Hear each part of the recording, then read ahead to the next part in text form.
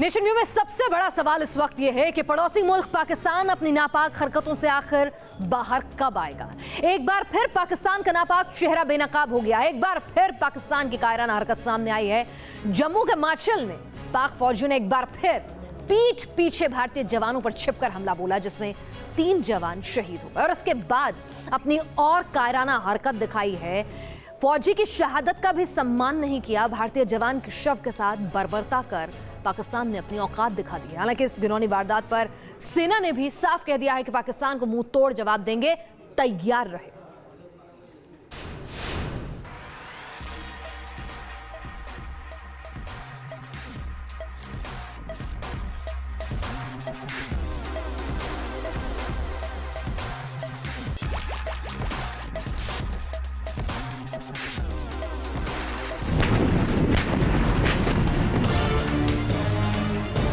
पाकिस्तान ने फिर किया पीठ पर वार, एलओसी पर किया नापाक घात, शहीद जवान के साथ की बर्बरता। सर्जिकल स्ट्राइक के बाद भी शायद पाकिस्तान की अकल ठिकाने नहीं आई है। पाकिस्तान सुधरने का नाम नहीं ले रहा।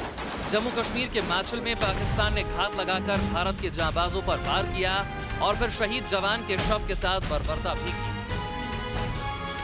नॉर्थ कश्मीर के मछल सेक्टर में एक ऑपरेशन के दौरान आज इंडियन आर्मी के 3 जवान शहीद हो गए। बताया ये जा रहा है कि इनमें से एक जवान की बॉडी को मिलिटेंट्स ने म्यूटिलेट करके रख दिया था। वहीं ये मिलिटेंट स्पॉट से भागने में कामयाब भी हो गए। हालांकि पूरे इलाके में अभी भी ऑपरेशन जारी है। बताया जा रहा है कि पाकिस्तान की शय पर आतंकियों ने एलओसी पार कर इस कायराना हरकत को अंजाम दिया। पाकिस्तान ने 28 अक्टूबर को इसी सेक्टर में ऐसी करतूत को अंजाम दिया था। सेना ने कहा है कि इन 3 जवानों की शहादत बेकार नहीं जाएगी, सेना इसका बदला जरूर लेगी। वहीं सरकार भी इस बात को साफ कर चुकी है कि अगर कोई छेड़ेगा तो उसे छोड़ा नहीं जाएगा। सभी जानते हैं कि पाकिस्तान आतंकवाद की जन्नी है और आप कोई भी आतंकवाद की घटना लीजिए, उसका लिंक्स पाकिस्तान से जुड़ता है। तो पाकिस्तान जितना विश्व के महत्वपूर्ण देश, शक्तिशाली देश, जितना जल्दी इस बात को समझें और जितना जल्दी है काउंटर मेजर्स पाकिस्तान के खिलाफ लें, उतना विश्व के लिए अच्छा रहेगा। ऐसा लगता है जैसे पाकिस्तान सर्जिकल स्ट्राइक के सदमे से उबर नहीं पा रहा। वो जानता है कि हिंदुस्तान के साथ सीधी जंग उसके बस की बात नहीं, इसीलिए कभी सीज फायर उल्लंघन कर आम शहरियों को निशाना बना रहा है तो कभी भारत के वीर जवानों पर पीठ पीछे वार कर रहा है। Idris loan, Srinagar, news nation. तो कहीं ना कहीं पाकिस्तान बौखलाया हुआ है। पहले सर्जिकल स्ट्राइक और उसके बाद नोटबंदी का फैसला, जिसने टेरर फंडिंग को पूरी तरह से बंद कर दिया। लेकिन नोटबंदी के अगर साइड इफेक्ट जो हैं पॉजिटिव वो नजर आ रहे हैं सीमा पार उनकी बौखलाहट में, तो कहीं ना कहीं हिंदुस्तान में परेशानियों का सबब लेकर आए हैं। नोटबंदी के बाद अस्पतालों में बीमारों और तीमारदारों के दर्द को आज पूर्व रेल मंत्री सदानंद गौड़ा ने भी महसूस किया। बेंगलुरु में सदानंद गौड़ा के भाई का प्राइवेट अस्पताल में इलाज चल रहा है। आज उनका निधन हो गया। जब बिल चुकाने की बारी आई तो अस्पताल ने पुराने नोट लेने से साफ इनकार कर दिया। अस्पताल के व्यवहार से गौड़ा काफ़ी आहत नजर आए। उनका कहना है कि अगर अस्पताल भी इन रुपयों को मंजूर नहीं करेंगे तो मरीजों को कितनी दिक्कत हो सकती है, वो इसे महसूस कर रहे हैं। गौड़ा ने अस्पताल से लिखित में मांगा कि वो पुराने नोट नहीं लेंगे और आगे की कार्रवाई की जा सके। इसीलिए वो चाहते हैं कि इस मामले को वो आगे तक ले जाएंगे, क्योंकि अगर वो इतने रसूखदार हैं उसके बावजूद भी उनके साथ ये हो सकता है तो ज़रा सोचिए कि आम आदमी की तो क्या हालत होती होगी। नोटबंदी के बाद पैसे के लिए लोगों की भीड़ बैंक और एटीएम की तरफ उमड़ी है। देश के कई शहरों में अभी भी लंबी लंबी कतारें देखी जा रही हैं। कतारें छोटी जरूर हुई हैं, लेकिन अब भी कतारें हैं। बेकाबू लोगों पर पुलिस लाठीचार्ज करने लगी है। कहीं कहीं सड़क पर विरोध प्रदर्शन भी हो रहे हैं तो कहीं असामाजिक तत्व भी मौके का फायदा उठाकर गुटबाजी करने से बाज नहीं आ रहे।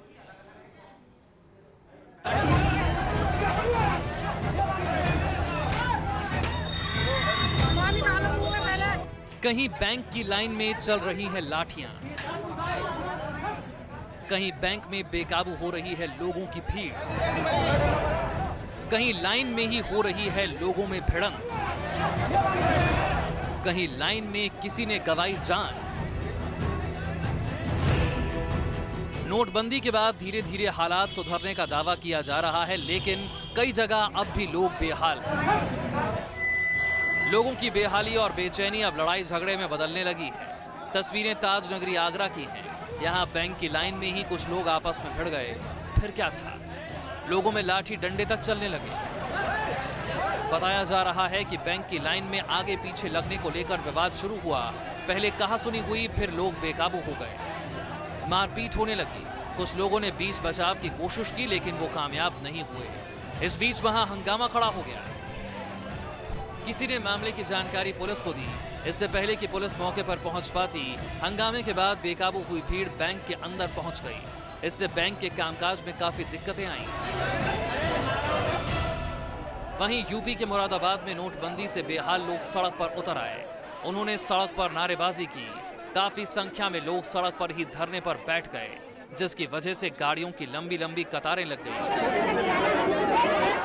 ट्रैफिक जैम की खबर मिलने के बाद पुलिस के अधिकारी दल बल के साथ मौके पर पहुंचे तो उनकी वहां मौजूद लोगों से झड़प हो गई। रामपुर चौराहे पर धरने पर बैठे लोग टस से मस होने को तैयार नहीं हुए।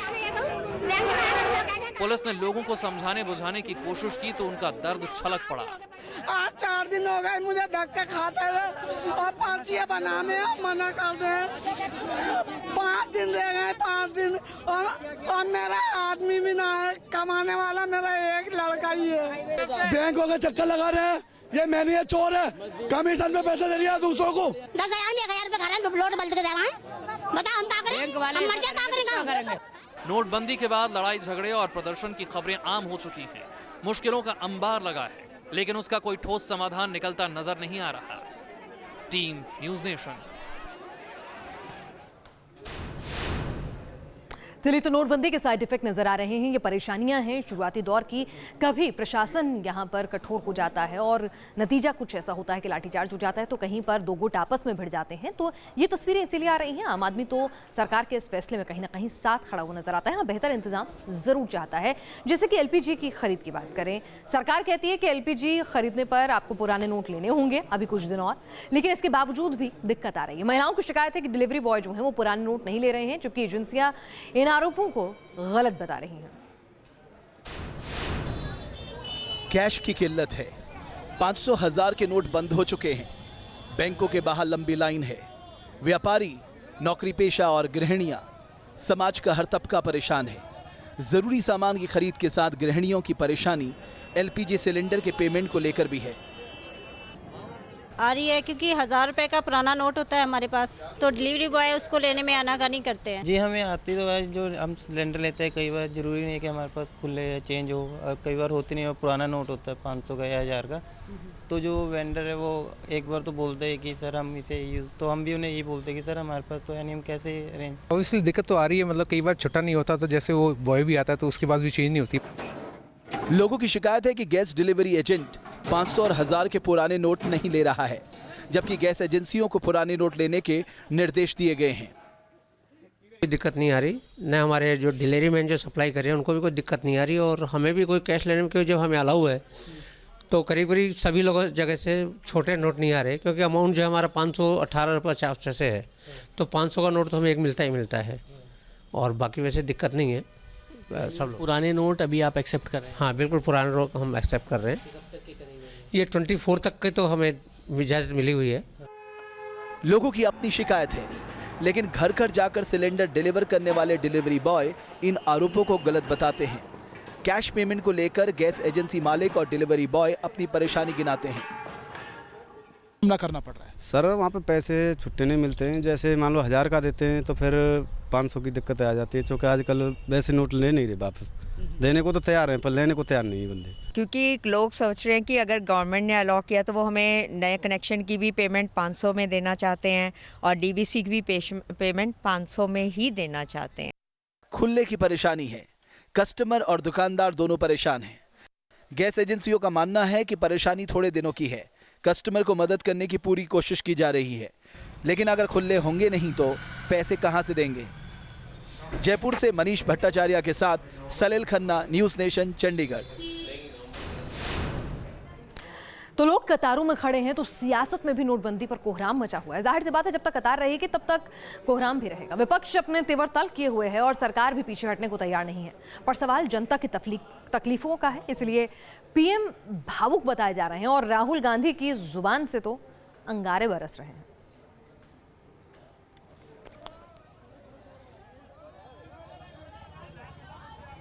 देश कतारों में खड़ा है, संसद में हंगामा हो रहा है।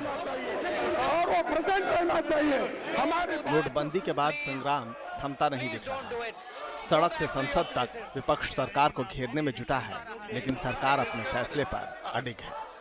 विपक्ष पीएम के बयान की मांग कर रहा है और सरकार शुरू हो चुकी चर्चा को मुकम्मल कराने पर जोर दे रही है। लेकिन इस घमासान के बीच पीएम भावुक बताए जा रहे हैं। कहा जा रहा है कि बीजेपी संसदीय दल की बैठक में पीएम ने पार्टी सांसदों से नोटबंदी के फैसले को सर्जिकल स्ट्राइक न कहने की अपील की। मोदी ने कहा कि विपक्ष नोटबंदी को लेकर देश में अफवाहें फैला रहा है। केंद्र सरकार ने यह फैसला गरीबों की भलाई के लिए लिया है। पिछले 70 सालों में काले धन ने सबसे ज्यादा गरीबों को ही नुकसान पहुंचाया है।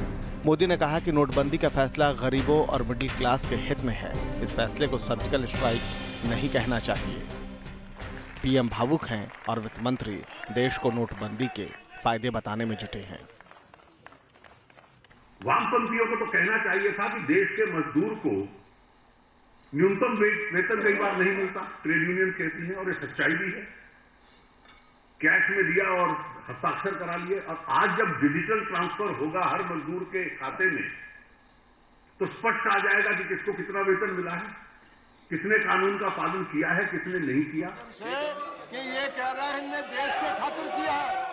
विपक्ष के गले न वित्त मंत्री की दलील उतर रही है और न ही पीएम का भावनात्मक अंदाज उसे रास आ रहा है।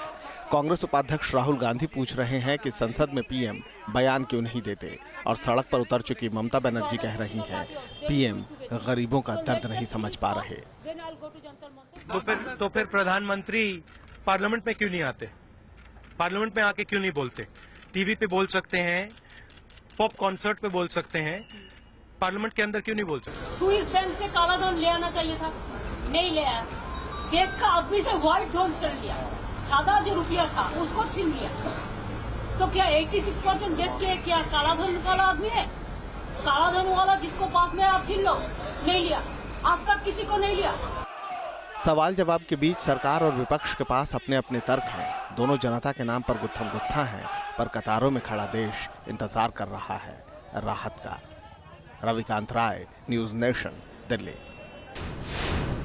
तो सबके बीच सवाल यह है कि चलिए सोच सही है, फैसला सही है, लेकिन जो दिक्कत है उसका क्या? कब हालात पहले की तरह हो जाएंगे? पहले हफ्ता भर मांगा गया, फिर ये मोहलत बढ़ती चली गई। आरबीआई ने अब तक जो डेटा जारी किया है उससे तो फिलहाल यही लगता है कि इस पूरी प्रक्रिया में कम से कम 7 हफ्ते का वक्त लगेगा। और ऐसा हम इसलिए कह रहे हैं क्योंकि आरबीआई के मुताबिक 10 से 18 नवंबर तक यानी करीब 9 दिनों में 1.36 लाख करोड़ रुपए बदले जा सके या फिर बैंकों से निकाले गए हैं। ये रकम कुल बदले जाने वाली रकम का 10% भी नहीं है। 18 नवंबर तक 1,03,316 करोड़ नए नोट बैंकों और एटीएम से निकाले गए, जबकि 33,006 करोड़ नए नोट पुराने नोटों से बदले गए, जबकि बैंकों में इस दौरान 5,44,571 करोड़ रुपए जमा हुए हैं। हालात नॉर्मल करने के लिए करीब 10 लाख करोड़ रुपए के नोट और चाहिए, यानी कि इतनी नई करेंसी बाजार में और आनी है। और अगर इस रफ्तार से इसे छापा गया तो करीब 7 हफ्ते का वक्त लगना तय है।